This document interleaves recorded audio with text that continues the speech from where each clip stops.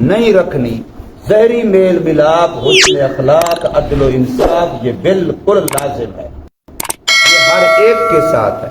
میں نے اس دن عرض کیا تھا کہ اللہ کی مخلوق میں سے سانپ بچھو تک بھی اللہ نے ہمیں انصاف کا حکم دیا، رحم کا حکم دیا، اچھے سلوک کا حکم دیا ہے کہ خالصتاً موذی ہے، لیکن ان کو بھی آگ میں جلانے کی اجازت نہیں ہے۔ ایک جانور جس کو آپ نے ذبح کرنا ہے اور ذبح کرنے پر آپ کو ثواب ملنا ہے، قربانی ہے، ذبح کرنے پر آپ کو ثواب ملنا ہے، لیکن وہاں بھی آپ کو ظلم نہ کرنے کی اجازت نہیں ہے۔ چھری اس کے سامنے تیز نہ کریں اور اس ایک جانور کو دوسرے جانور کے سامنے ذبح نہ کریں، اور چھری کو تیز کریں، تیز ہو تاکہ ذبح ہوتے ہوئے جانور کو تکلیف کم سے کم ہو، جلدی اس کی گردن کٹ جائے۔ ان چیزوں تک اسلام نے ہمیں تعلیمات دی۔ آپ تلاوت قرآن اس انداز سے نہیں کر سکتے جس سے دوسرے کو تکلیف ہو۔ آپ نماز کے لیے اٹھتے ہیں، تہجد ہے جو فرض نماز کے علاوہ، اس میں بھی آپ نے دوسرے کی راحت آرام کا خیال رکھنا ہے۔ تو اس لیے یہاں پھر اللہ تبارک و تعالی نے ہمیں جائز دوستی کا جو صحیح محل ہے اللہ نے وہ بتلایا کہ کافروں کے ساتھ تو تم نے دوستیاں نہیں کرنی، تو پھر تمہاری دلی دوستی کس سے ہونی چاہیے، تمہاری گہری دوستی کس سے ہونی چاہیے، تم اپنا دل دو تو کس کو دل دو، تو فرمایا اللہ کو دے، یہ دل اللہ کے لیے ہے، رسول اللہ صلی اللہ علیہ وسلم کو دے۔ اور ایسے ایمان والے، مطلق ایمان والے نہیں کہا، قرآن مجید نے قید لگا دی ہے، صرف یہ نہیں کہا کہ ایمان والے جو بھی ایمان کا دعویٰ کرتا ہے، نہیں، فرمایا ایسے ایمان والے جو نمازوں کو قائم کرتے ہیں، جو زکوٰۃ کو ادا کرتے ہیں۔ نماز کا تعلق انسان کے جسم سے ہے اور زکوٰۃ کا تعلق انسان کے مال سے ہے، گویا دو چیزیں، جان پر بھی اللہ کی حکومت چلے، مال پر بھی اللہ کی حکومت چلے، یہ کامل ایمان والا ہے۔ میرا مال میری مرضی یہ ایمان والے کی بات نہیں ہے، میری جان میری مرضی یہ ایمان والے کی بات نہیں ہے، نہ جان میری ہے نہ مال میرا ہے، سب میرا میرے اللہ کا ہے، جس کو میں اپنا سمجھتا ہوں جو میرے قبضے میں ہے یہ میرے اللہ کی دی ہوئی امانت ہے، یہ اسی اللہ کا ہے۔ تو اس لیے فرمایا انما ولیکم اللہ، سوائے اس کے نہیں کہ تمہارا دوست اللہ ہے، وَرَسُولُهُ اور اس کا رسول ہے، وَالَّذِينَ آمَنُوا اور وہ لوگ جو ایمان لائے، لیکن ایمان والے مطلق نہیں، الَّذِينَ يُقِيمُونَ الصَّلَاةَ جو قائم کرتے ہیں نماز۔ میں نے عرض کیا تھا ایک دن کہ دنیا کی کوئی عدالت ایسی نہیں جو کوئی دعویٰ بلا دلیل مان لے۔ میں دعویٰ کروں یہ چیز میری ہے تو بس وہ کہ ٹھیک ہے تو نے کہہ دیا جو تیری ہے، ایسا کسی عدالت میں نہیں ہوگا، مجھے ثبوت، پروف، دلیل دینی پڑے گی۔ ایسے ہی جب میں نے اللہ کے ہاں دعویٰ کیا انا مؤمن، اللہ میں ایمان والا ہوں، تو اس کے لیے سب سے پہلی دلیل نماز۔ لِكُلِّ شَيْءٍ عَلَامَةٌ وَعَلَامَةُ الْإِيمَانِ الصَّلَاةُ، ہر چیز کی کوئی نہ کوئی اللہ نے نشانی رکھی ہے، ایمان کی نشانی نماز رکھی۔ جہاں نماز نہیں سمجھو ایمان نہیں۔ اسلامی حکومت کو یہ حکم ہے کہ اس کا لشکر، اس کی فوج اسلام کے پھیلاؤ کے لیے جہاد کر رہی ہو، اور وہ کسی آبادی کے پاس جائیں اور ان کو پتہ نہ ہو کہ یہ آبادی مسلمانوں کی ہے یا غیر مسلموں کی ہے، تو حکم یہ ہے ان کو کہ آبادی سے باہر علیحدہ پڑا ہو کر، اس آبادی سے اگر آذان کی آواز آ جائے ساری آبادی کو مسلمان سمجھ کے پناہ دے، اب تمہیں ان پر حملہ کرنے کی اجازت نہیں ہے، اور اگر اس آبادی سے آذان کی آواز نہیں آئی تو تم اس ساری آبادی کو غیر مسلم سمجھو اور اس پر حملہ کر۔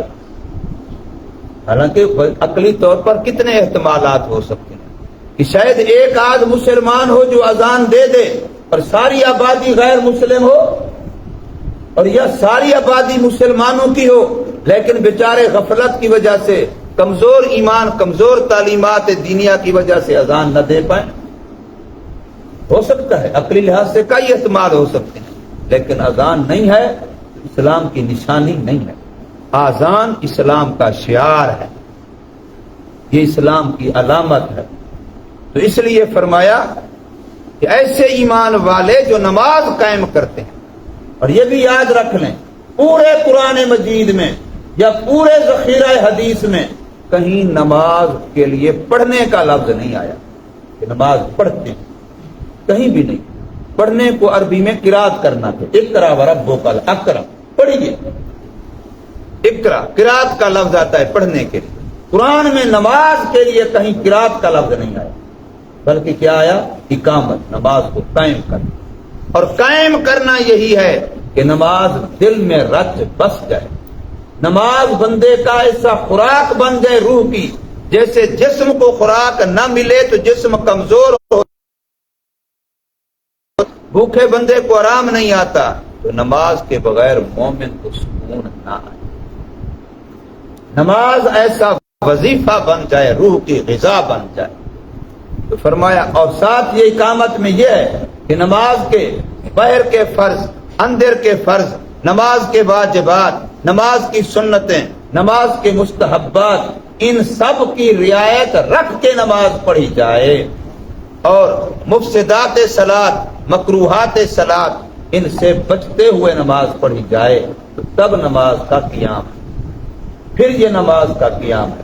ورنہ نماز کا ڈھانچہ ہے، نماز کی شکل ہے، بڑا بندہ نماز پڑھ رہا ہے، بچہ بھی ساتھ رکوع کر رہا ہوتا ہے، سجدہ کر رہا ہوتا ہے، اٹھک بیٹھک بندے کو دیکھ کر کے، ماں کو باپ کو دیکھ کر کے کر رہا ہوتا ہے، لیکن یہ تو نہیں کہتے بچے نے نماز پڑھی، بچے نے تو نماز کی شکل بنائی۔ پھر ہمارا حال بھی یہی ہوگا کہ ہم شکلیں بنا رہے ہیں نماز کی، لیکن نماز کا قیام نہیں ہو رہا۔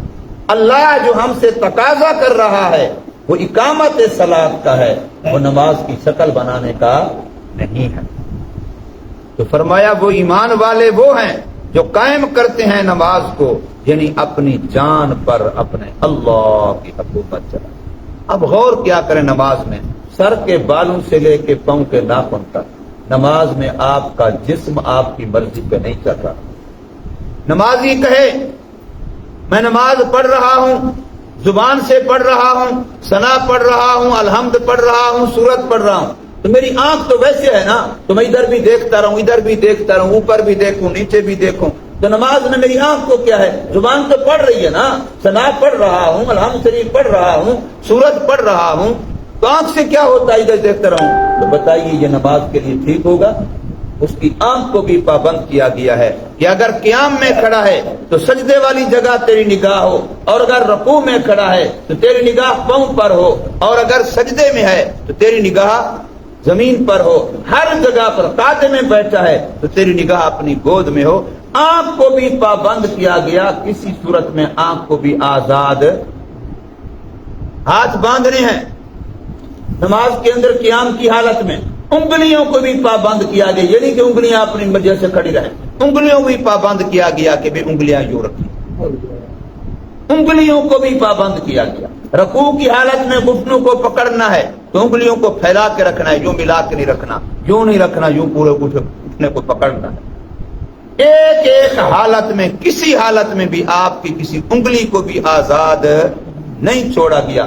پاؤں کی انگلیاں بھی، ایک پاؤں بچھا ہوا ہو، ایک پاؤں کھڑا ہو، جو پاؤں کھڑا ہے قاعدے کی حالت میں اس کی انگلیاں جتنا ہو سکے قبلے کی طرف ان کا رخ، کھڑے پاؤں کی انگلیوں کا رخ قبلے کی طرف ہو۔ گویا نماز کے اندر آپ کی آنکھ کو پابند کیا گیا، آپ کے کان کو پابند کیا گیا، آپ کی زبان کو پابند کیا گیا۔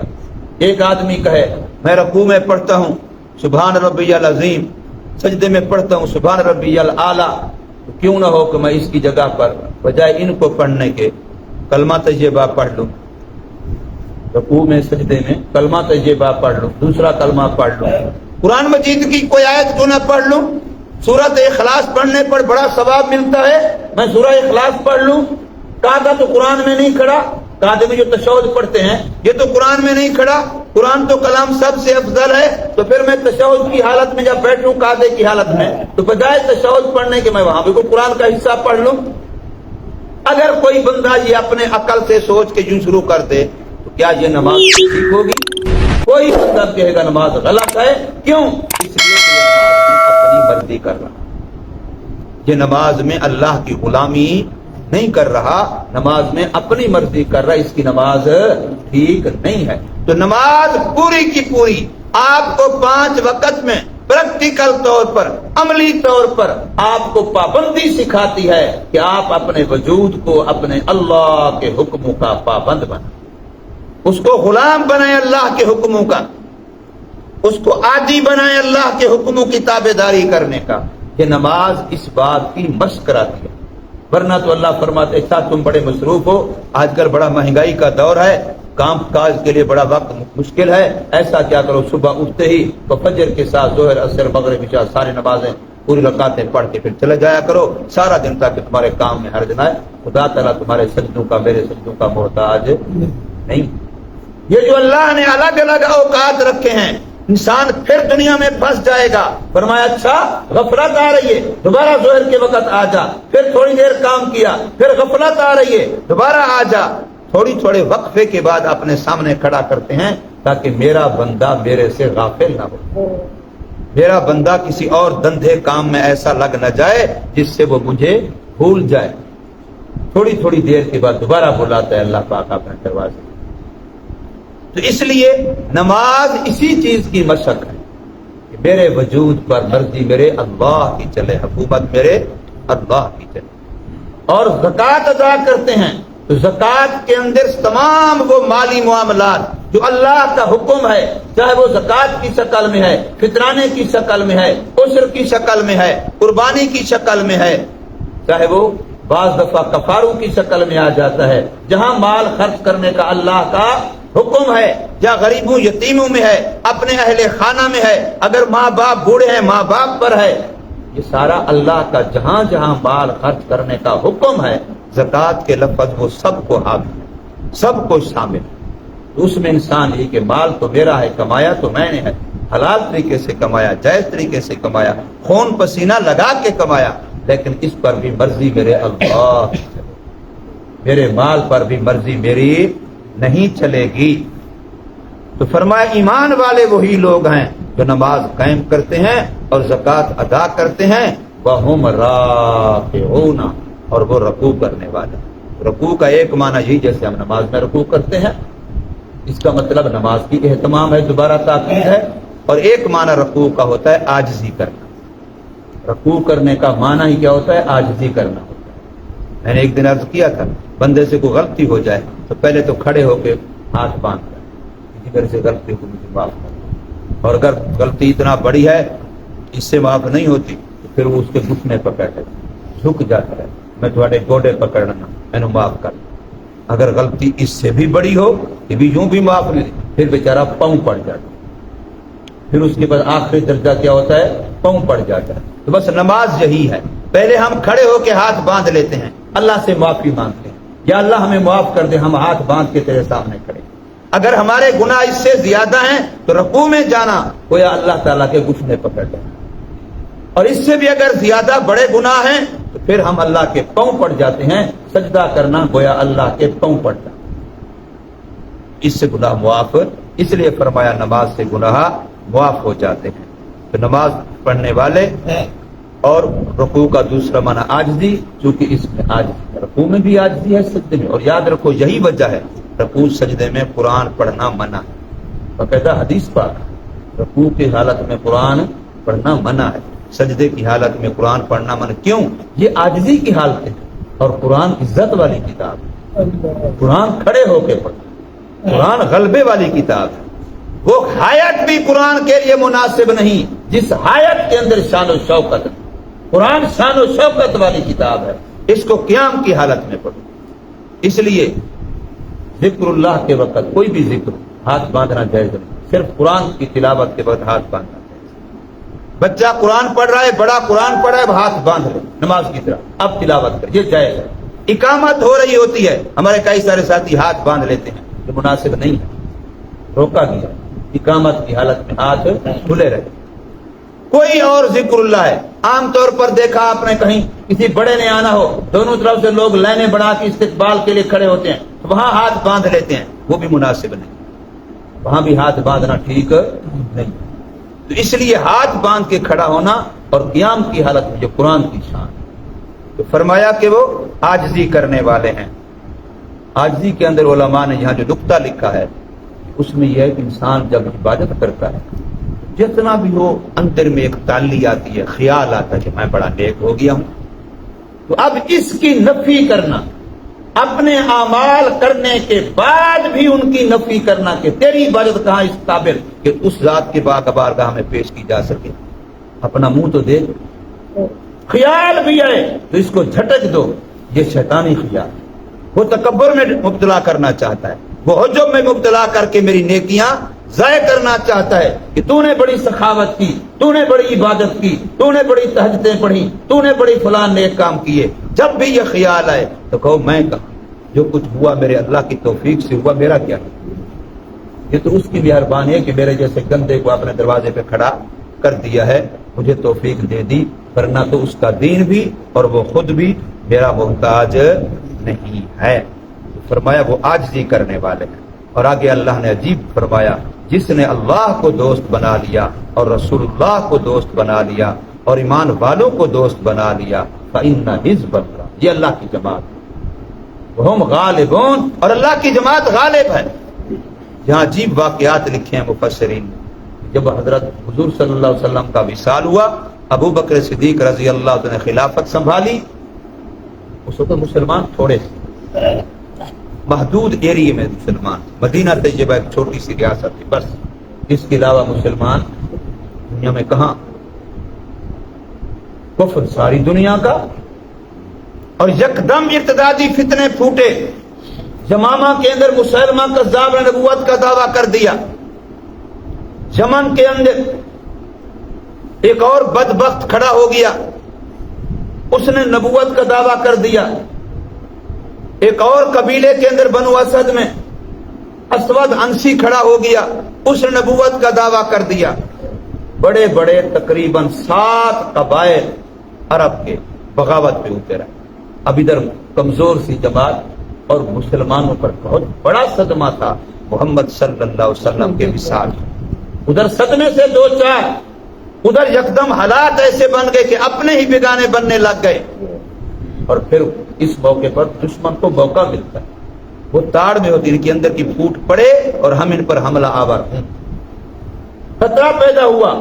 تمام صحابہ مشورہ دے رہے ہیں کہ اب اپنوں کے ساتھ کسی مصلحت سے نمٹا جائے. جو لوگ گڑبڑ کر رہے ہیں, کوئی مانعین زکات ہو رہے ہیں, کوئی فلاں ہو رہے ہیں, ان کے ساتھ مصلحت سے نمٹا جائے. ابو بکر صدیق رضی اللہ عنہ صحیح معنوں میں جانشین رسول تھے. میں تمہیں پڑھا نہیں قرآن کے اندر, اللہ کی جماعت غالب ہوگی, اس میں تعداد کی بات ہی نہیں. فوراً ہی ایک ایک کے ساتھ لشکر روانہ کیا اور ایک ایک کے ساتھ جنگ کی. اسود انسی بھی جہنم واصل ہوا اور مسلمہ کذاب بھی جہنم واصل ہوا اور تمام فتنوں کو دبا کے رکھ دیا. 2 سال گویا صدیق رضی اللہ عنہ کی جو خلافت ہے وہ اندرونی فتنوں سے نمٹا گیا.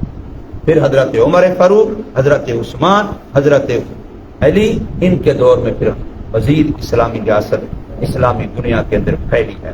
تو اس لیے یہاں کا وعدہ ہے مسلمان غالب ہو, لیکن شرط اتنا ہے چاہتا ہے کہ تمہارے دل میں اللہ کی محبت ہو, اللہ کے ساتھ دوستی ہو. اللہ ہمیں سمجھ نصیب فرمائے, عمل کی توفیق دے. الحمد